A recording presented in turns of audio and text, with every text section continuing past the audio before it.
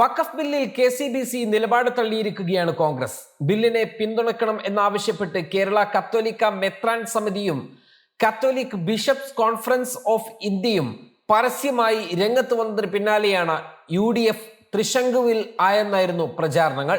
എന്നാൽ KCBC നിലപാട് തള്ളിയ കോൺഗ്രസ് നേതൃത്വം പാർലമെന്റിൽ ബില്ലിനെ ശക്തമായി എതിർക്കുമെന്നും വ്യക്തമാക്കിയിരിക്കുകയാണ്. പ്രതിപക്ഷ നേതാവ് രാഹുൽ ഗാന്ധിയുടെ നേതൃത്വത്തിൽ ഇന്ന് കോൺഗ്രസ് MP-മാർ യോഗം ചേർന്നു.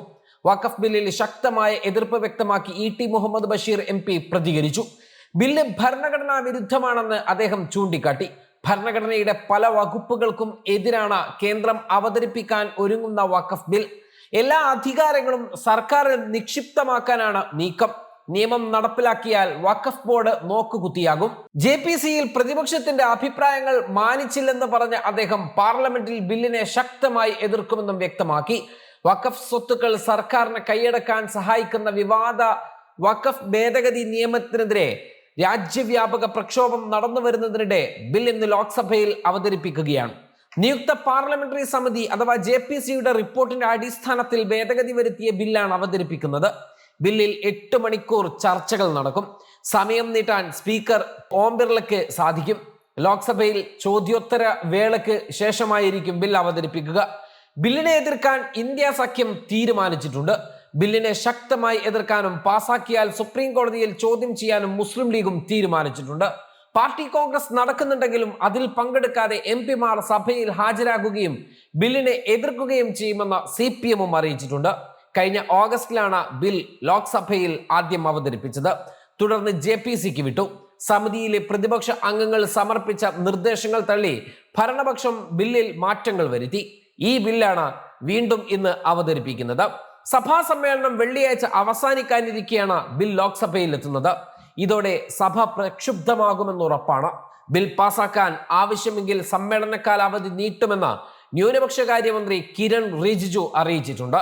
ബിൽ ഏത് വിധേനയും ഈ സമ്മേളനത്തിൽ തന്നെ ഇരു സഭകളിലും പാസാക്കിയെടുക്കുകയാണ് സർക്കാരിന്റെ ലക്ഷ്യം. എന്നാൽ സഭാ സമ്മേളനം നീട്ടുന്നത് സംബന്ധിച്ച് ഔദ്യോഗിക പ്രഖ്യാപനങ്ങൾ ഒന്നും ഉണ്ടായിട്ടില്ല. വഖഫ് ബിൽ വരുന്നതിനാൽ അടുത്ത 3 ദിവസത്തേക്ക് സഭാ നടപടികൾ പൂർണ്ണമായും പങ്കെടുക്കണം എന്നാവശ്യപ്പെട്ട് കോൺഗ്രസ് തങ്ങളുടെ അംഗങ്ങൾക്ക് വിപ്പ് നൽകിയിട്ടുണ്ട്. സുപ്രധാന ബില്ലുകൾ പരിഗണനയ്ക്ക് വരുന്നതിനാൽ ഈ മാസം 2, 3, 4 തീയതികളിൽ എല്ലാ അംഗങ്ങളും ലോക്സഭാ സമ്മേളനത്തിൽ തുടക്കം മുതൽ മുടക്കം കൂടാതെ പങ്കെടുക്കണം എന്നാണ് chief whip Kodikunnil Suresh whip നൽകിയത്. വഖഫ് ബിൽ ഇന്ന് സഭയിലെത്തുമ്പോൾ NDA ഘടകകക്ഷിയായ തെലുങ്കുദേശം പാർട്ടിയും ജനതാദൾ യുണൈറ്റഡും എടുക്കുന്ന നിലപാടുകളിലേക്കാണ് രാജ്യം ഉറ്റുനോക്കുന്നത്. മുസ്ലിം വോട്ടുകൾ സംസ്ഥാനങ്ങളിൽ ഇരു പാർട്ടികളുടെയും അടിത്തറയുടെ ഭാഗമാണ്. മുസ്ലിം സംഘടനകൾ ബില്ലിനെ ശക്തമായി എതിർക്കുന്നതിനാൽ ഈ പാർട്ടികൾ വഖഫ് ബില്ലിനെ പിന്തുണക്കുമോ എന്നതാണ് രാജ്യം നോക്കുന്നത്. 2 പാർട്ടികളുടെയും പിന്തുണയില്ലാതെ ബിൽ പാസ്സാകില്ല.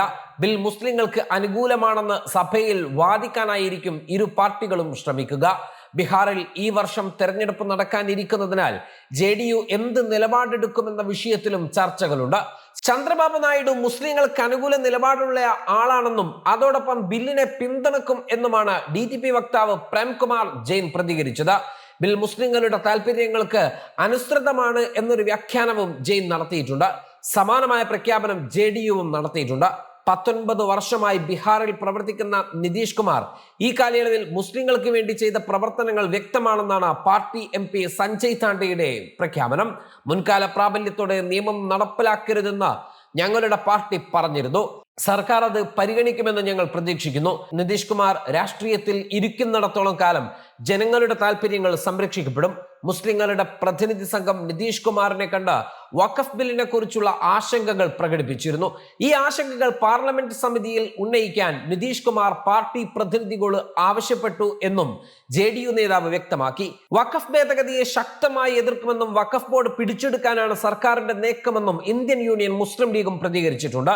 ന്യൂനപക്ഷങ്ങളുടെ അവകാശങ്ങൾ ധ്വംസിക്കുന്ന ഒരുപാട് വകുപ്പുകൾ അതിലുണ്ട്. പ്രതിപക്ഷം ഇക്കാര്യത്തിൽ ഒറ്റക്കെട്ടാണെന്ന് മുസ്ലിം ലീഗ് വ്യക്തമാക്കി.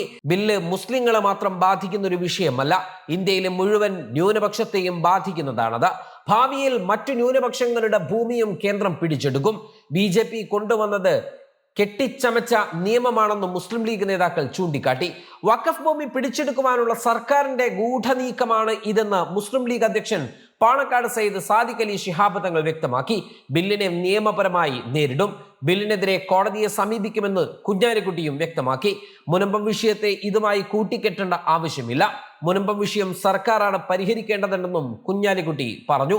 വഖഫ് സ്വത്തുക്കൾ സർക്കാരിന് കൈയടക്കാൻ സഹായിക്കുന്ന വിവാദ വഖഫ് ഭേദഗതി നിയമത്തിനെതിരെ രാജ്യവ്യാപക പ്രക്ഷോഭം നടന്നു വരുന്നതിനിടെ ബിൽ ഇന്ന് ലോക്സഭയിൽ അവതരിപ്പിക്കുകയാണ്. സംയുക്ത പാർലമെന്ററി സമിതി JPCയുടെ റിപ്പോർട്ടിന്റെ അടിസ്ഥാനത്തിൽ ഭേദഗതി വരുത്തിയ ബില്ലാണ് അവതരിപ്പിക്കുക. ബില്ലിന്മേൽ 8 മണിക്കൂറാണ് ചർച്ച നടക്കുന്നത്. Waytonikah.com, the exclusive Muslim matrimonial site.